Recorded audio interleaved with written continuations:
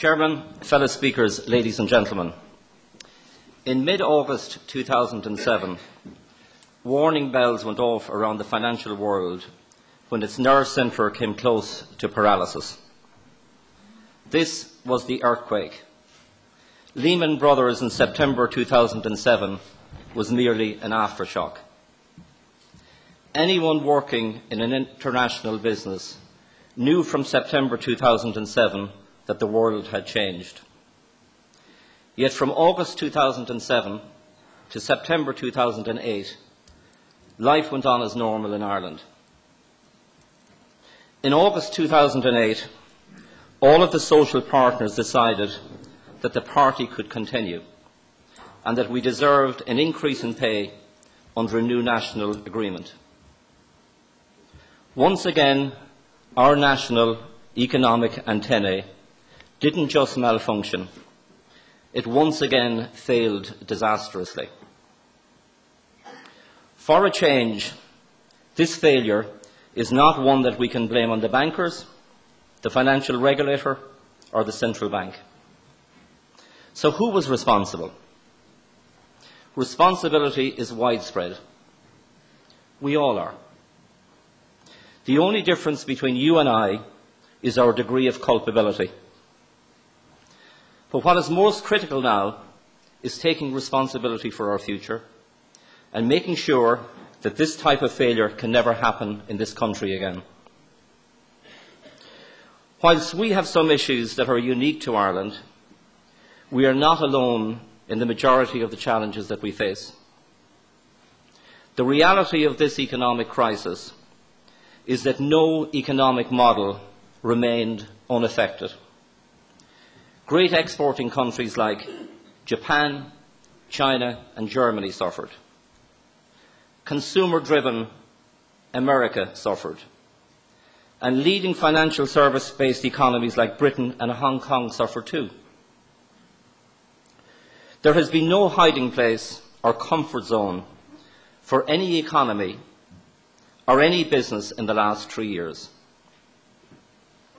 Where economic models differ is that some countries will suffer more permanent damage than others will, with export-based economies recovering the quickest. Ireland's economic model was flawed and unsustainable, and a lot of our problems are of our own making.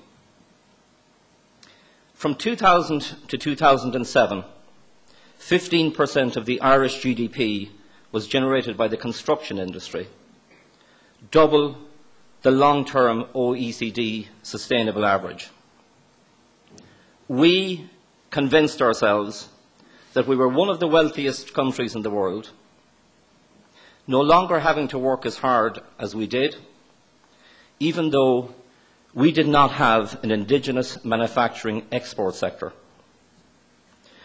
We spent as if there were no tomorrow, and frivolous personal spending swamped us. National wage agreements, which should have finished in the late 1990s, as one size does not fit all sectors of any economy, continued unabated, rendering many sectors of our economy uncompetitive. This is a process that cannot be allowed to continue into the future. And contrary to the view that our national agreements were based on the successful, long-running German partnership model, believe me, it has no resemblance to the German system. What we allowed happen under our partnership agreements destroyed many sections of our indigenous manufacturing sector.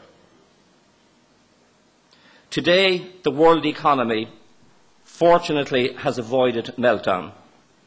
However, world growth is anemic and is likely to remain so. In recent months, the US economy has slowed, and with the exception of Germany, primarily due to its exports to China, Europe has real problems. It has the lowest growth rates in the developed world for the last decade. Europe's problems can only be addressed by fundamental economic reforms, with less, not more, regulation from Brussels. But none of this is new. It was recognised in 2000 in the Lisbon Agenda, which set out the now laughable objective of Europe becoming the most competitive economy in the world by 2010. Meanwhile, China and India continue to power ahead at annual compound rates of growth of 8 to 10%, rates of growth that are likely to be maintained for the foreseeable future. Excluding these Asian countries, it is very hard to be optimistic about a job growth scenario or a turnaround in spending in world economies. Governments are significantly reducing fiscal expenditure, and consumers have finally discovered the meaning of frugality. An optimistic scenario for the world economy is a steady but jobless recovery, an issue not only for Europe but also the US, where 7 million people have lost their jobs since 2007. Unemployment in Silicon Valley is currently running at 12.5%, and President Obama has challenged American business to double exports and to create 2 million jobs. Prime Minister Cameron recently said, and I quote, "It is vital that Britain attracts inward investment and that this is probably the most important subject facing Britain today," a theme which he also addressed in a major speech in New York last night. Britain has set its sights on India and China as sources of foreign direct investment and reinforced its intent with a progressive reduction in its corporation tax rates in the coming years. It is against this background that we must consider the scale of what is ahead of Ireland in creating employment and building sustainable growth. Foreign direct investment from the US, which has been a cornerstone of our economy for 4 decades, will become more challenging to maintain at previous levels. America wants to keep its jobs at home, and other countries will compete more aggressively with us for what is available. To create employment and build sustainable growth, we will need to implement economic strategies that we have never been successful at in the past. So what should we do? We must wake up to the realities of the new world that await us, while honestly and openly addressing fundamental issues that we have been avoiding for far too long. The world is not waiting for us. We must go back to the hard-working culture of our parents and grandparents and become a hungrier and more competitive country, realising that ultimately whoever works hardest and smartest is going to win. Reflect on the fact that if, in the last 2 decades, the role of management and unions was to maintain indigenous manufacturing jobs in Ireland, both sides have performed terribly. We need to admit once and for all that our education system is not world-class. Realise that many areas of our civil service, which is so important to the well-being of our economy, are not of the same standard as previous generations of the civil service, a situation that must be rectified and rectified urgently. Admit that contrary to what we claim, we are not the nimble, flexible country where things get done quickly. They don't. The dead hand of bureaucracy is highly visible in Ireland. Realise that real wealth is generated by making something out of raw materials and not by manipulating money. Being conscious that in the last decade, our children wanted to be lawyers and accountants. They wanted to get rich in a year, but none of them wanted to be an engineer. Yet in China, 30% of its students are studying engineering. We need to create more electrical and mechanical engineers, realising that accountants count things, lawyers litigate on things, but engineers create things. We need to realise that as a country we do not value indigenous manufacturing and that we have never created an indigenous export-driven manufacturing sector, a situation that must be corrected for the first time in our history if we are to have sustainable prosperity. We lost our international competitiveness, not yesterday, but over time, and particularly since the new millennium began. We have made some progress recently, but we must all be aware that it will take sustained effort by all of us for the next 5 years to regain international competitiveness. We must also realise that putting Ireland back to work requires a seismic mindset change. We must export our products, not our jobs, knowing that no one in China is preventing us from doing it. While the smart economy might be a nice soundbite, other nations are not exactly stupid and have similar policies. Unfortunately, not all of us can be geniuses, so we have to create work for those less fortunate in our society.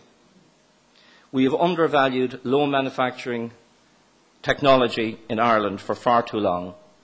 Our attitude is we want to be a smart economy. Factories' jobs do not matter. This mindset must change. Our national procurement policies should be an opportunity for indigenous Irish businesses, not a hindrance, which they are. We can get value for money while helping our own industries and do so within the rules of European procurement directives. We need a more proactive and engaged involvement in the future direction of Europe as the place to do business. The word in Brussels is that we are not as engaged or involved as other member states are. And let me give you an example of the difference between Europe and the US. And I was quite taken by John Fitzgerald's comment during the week on the scrappage scheme and the Prada bags. And he referred to the fact that we don't make cars, so a lot of the money seeps or leaks out of Ireland into other countries. In the United States, they introduced a scrappage scheme for household domestic appliances in 2008. But the scrappage allowance was given to the manufacturers, so only US manufacturing industry benefited. The Koreans didn't benefit, the Chinese didn't benefit. Clever thinking, playing the rules the way the All Blacks play rugby. Understanding them, but to the limit. If we are really serious, Minister, about the green economy and its potential, which, as you know, I am, then we should have all public buildings retrofitted by 2016, creating thousands of jobs in the process and finally kick-starting that green economy. Realise that innovation is not entirely pure research and that evolutionary development is a key driver of business job creation. Let me give you two examples of industries that were regarded as low technology and have changed into something completely different. The US and Europe had very substantial industries manufacturing television sets. We all remember the big boxes sitting in our rooms. They became a commodity. US gave up the industry, and Europe gave up the industry, and it ended up in Korea. Nobody envisaged that there would be digital technology. Nobody envisaged that there would be flat screen technology or high definition technology and now 3D technology. And whole industries camera industries, film industries have been created in Korea on the back of this. Battery technology, dirty industry. Nobody wanted it. We didn't want it in Europe. We didn't want it in the US. It ends up in China. Nobody envisaged mobile phones. Nobody envisaged electric cars. And today, China manufactures 98% of all lithium-ion batteries. And they will be the source of battery technology for the electric car industry in the future. And the message is, when a country loses these jobs, it gives up the experience and black art that is so important in evolutionary development.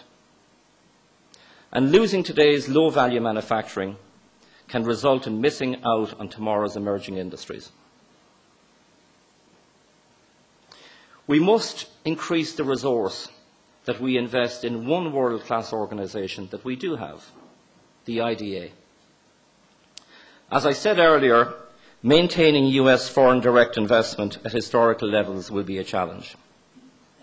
So we must look east to China and India and resource and mandate the IDA to replicate the success from Asian business, which they have historically had, with US business, and while maintaining that success.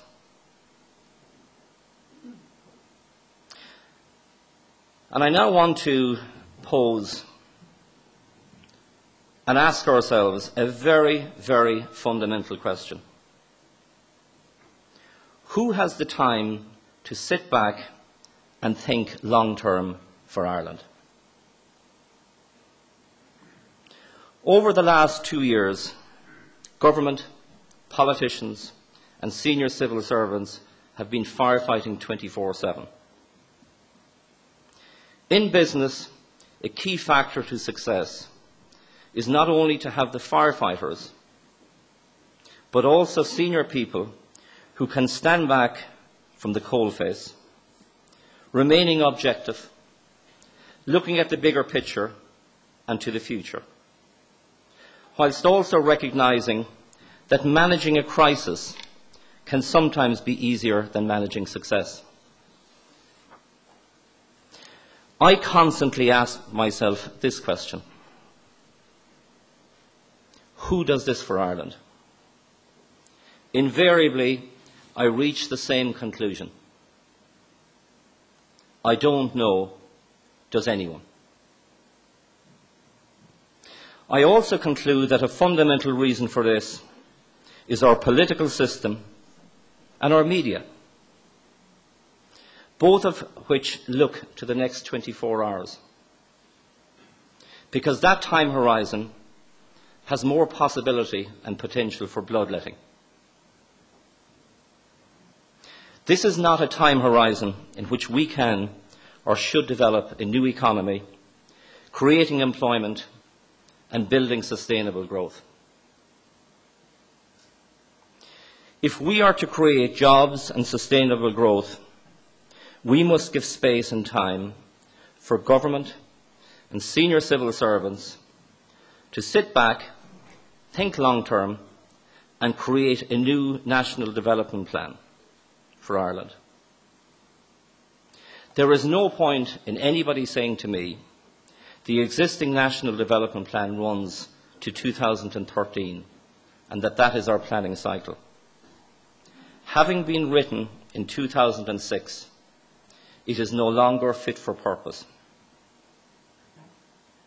And rather than hacking off its branches, it should be completely rewritten, and in the process take the best advice available from the business community in the area of sustainable job creation.